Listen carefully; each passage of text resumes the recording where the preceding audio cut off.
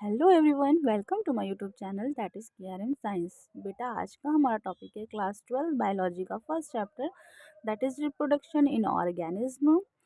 उसमें हम पढ़ने वाले हैं फर्टिलाइजेशन। ठीक है, तो फर्टिलाइजेशन क्या होता है इसकी एनसीईआरटी रीडिंग हम लाइन बाय लाइन करेंगे। बिना टाइम को वेस्ट करें हम टॉपिक को स्टार्ट करते हैं।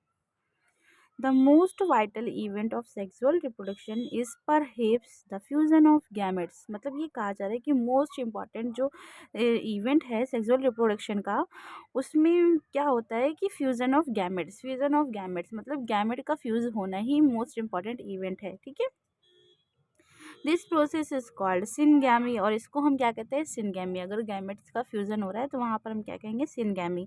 Result in the formation of a diploid zygote. अगर मेल एंड फीमेल गैमेट का फ्यूजन होता है तो वहाँ पर रिजल्ट क्या होता है, फ्यूज होने के बाद जाइगोट बन जाता है। जैसे कि ये मेल गैमेट था और ये फीमेल गैमेट था, जब ये फ्यूज हुआ तो ये 2n हो गया और ये डिप्लॉयड हो गया। इसी को ही हम कह रहे हैं डिप्लॉयड, और ये क्या है, एक जाइगोट है। ठीक है, यही जाइगोट है। ओके,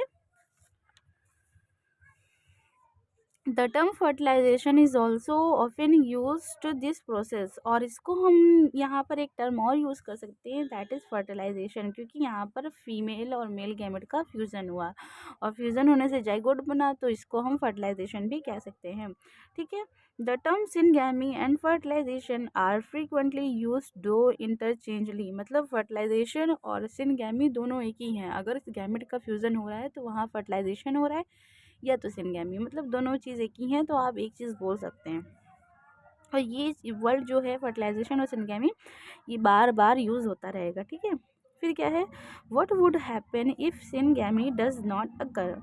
अगर ऐसा हो कि सिनगैमी हो ही ना, तब क्या होगा, मतलब फ्यूजन ऑफ गैमेट हो ही ना, तो क्या होगा, तो देखते हैं। However it has to be mentioned here that some organism, मतलब कुछ ऑर्गेनिज्म ऐसे भी हैं जिनमें फ्यूजन ऑफ गैमेट नहीं होता है, जैसे कि like rotifers, honey bee and even some lizard and birds, turkey,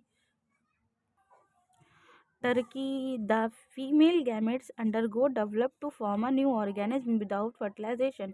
इन सब ऑर्गेनिज्म में क्या हो रहा होता है कि मेल एंड फीमेल गैमेट का फ्यूजन नहीं होता है, डायरेक्ट फीमेल गैमेट से ही यहाँ पर न्यू ऑर्गेनिज्म बन जाता है बिना फर्टिलाइजेशन हुए। ठीक है, तो इस फिनोमिना को हम क्या कहते हैं, this phenomena is called parthenogenesis. इस फिनोमिना को हम कहते हैं पार्थेनोजेनेसिस। ठीक है, वो वेयर डज सिनगैमी अकर। अगर सिनगैमी हो मतलब फ्यूजन ऑफ गैमेट्स हो, तब क्या होगा, तो इन मोस्ट एक्वेटिक ऑर्गेनिज्म, ज़्यादातर जो एक्वेटिक ऑर्गेनिज्म होते हैं such as majority of algae and fishes as well as amphibian. Algae, fishes और एम्फीबियन में ज़्यादातर क्या होता है कि सिनगैमी होती है अगर in the external medium water.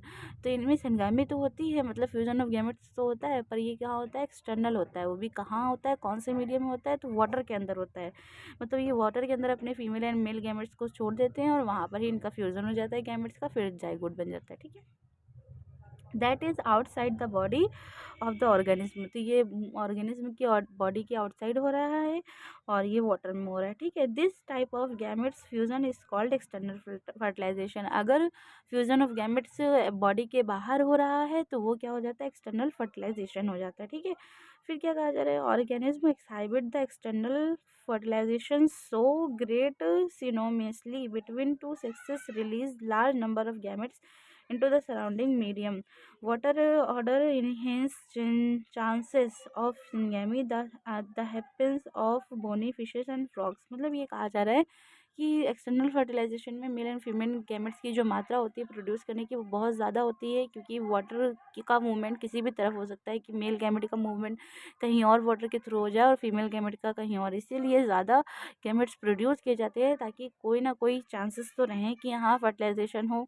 ठीक है, और जहाँ एक्सटर्नल फर्टिलाइजेशन होता है तो वहाँ पर क्या होता है कि बोनी फिशेस और फ्रॉग का, फ्रॉग मतलब वहीं पर ही फर्टिलाइजेशन होता है, एक्सटर्नल है, और फिर बोनी फिशेस और फ्रॉग का भी इसी तरह से ही होता है। ठीक है, where a large number of offspring are produce, जो कि large number of offspring produce करते हैं। ठीक है, फिर क्या है, a major disadvantage is that offspring the extremely vulnerably to predators treating their survival up to adulthood। ये कहा जा रहा है कि जो बोनी फिशेज और फ्रॉग्स या ऐसे एनिमल्स जो कि एक्सटर्नल फर्टिलाइजेशन जिनका होता है, तो उसमें ये डिसएडवांटेज है बहुत बड़ा कि जो है कोई भी जो प्रेडेटर्स होते हैं, शिकारी होता है, वो वाटर में आकर के उनके एग्स या मेल एंड फीमेल गेमेट को डैमेज कर सकता है या खा सकता है, या उनके ऑफस्प्रिंग को खा ले या जाइगोट को खा ले, जिसकी वजह से वो बड़े भी नहीं हो पाते हैं, एडल्टहुड में भी नहीं आ पाते हैं, बचपन में ही उनकी डेथ हो जाती है। ठीक है, फिर क्या कहा जा रहा है, इन मैनी टेरेस्ट्रियल ऑर्गेनिज्म, बहुत सारे ऐसे टेरेस्ट्रियल ऑर्गेनिज्म होते हैं जो कि बिलोंग करते हैं फंजाई से, जैसे कि हायर एनिमल हो गया और रेप्टाइल्स हो गए और फंजाई हो गई, बर्ड्स हो गए, मैमल्स हो गए। इनमें क्या होता है, in a majority of plants bryophyte या फिर टेरिडोफाइट, जिम्नोस्पर्म, एंजियोस्पर्म, इन सब में होता क्या है कि सिनगैमी आकर इनसाइड, इन सब में जो सिनगैमी होती है यानी कि मेल एंड फीमेल गैमेट्स का जो मिलना होता है, fusion of male and female gamete, ये सब कहाँ हो रहते हैं, आकर इनसाइड इनसाइड हो रहते हैं बॉडी के अंदर। The body of organisation and the process is called internal fertilisation. अगर बॉडी के अंदर मेल एंड फीमेल गैमेट का फ्यूजन हो रहा है तो उसे हम क्या कहेंगे, इंटरनल फर्टिलाइजेशन कहते हैं। फिर क्या है, in all these organism egg is formed inside the male and female. इन सभी ऑर्गेनिज्म में क्या होता है, जो एग होता है वो फॉर्म होता है इनसाइड द फीमेल, फीमेल के अंदर, body where they fuse with the male gamete. और जो बॉडी होती है वो egg form inside female and body they fuse with the male gamete. मतलब ये कहा जा रहा है कि जो इन सब में क्या होता है कि जो ऑर्गेनिज्म होते हैं वो एग फॉर्म करते हैं इनसाइड बॉडी के अंदर, ठीक है, जो कि फीमेल बॉडी में होता है और जो फ्यूज करता है मेल गैमेट्स के साथ। ठीक है, फिर organism exhibit the external fertilisation.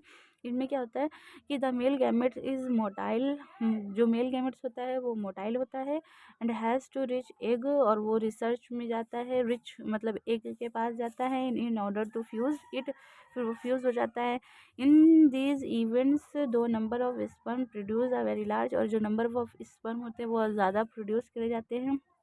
There is a significant reproduction, और ये एक सिग्निफिकेंट होता है रिप्रोडक्शन का, in the number of egg produce, अगर जो नंबर ऑफ एग प्रोड्यूस किए जाते हैं, जैसे, ठीक है, इन द नंबर ऑफ, ये मतलब कहा जा रहा है कि स्पर्म का नंबर बहुत ज़्यादा होता है as compare to egg production, मतलब स्पर्म का प्रोडक्शन ज़्यादा किया जाता है एग के कंपेयर में। फिर क्या लिखा जा रहा है कि इन सीड प्लांट, जो सीड प्लांट होते हैं, the non motile male gametes होते हैं, तो फिर क्या होता है उनमें कैरी किया जाता है female gametes by pollen tube, तो पोलन ट्यूब के थ्रू फीमेल गैमेट्स को कैरी किया जाता है।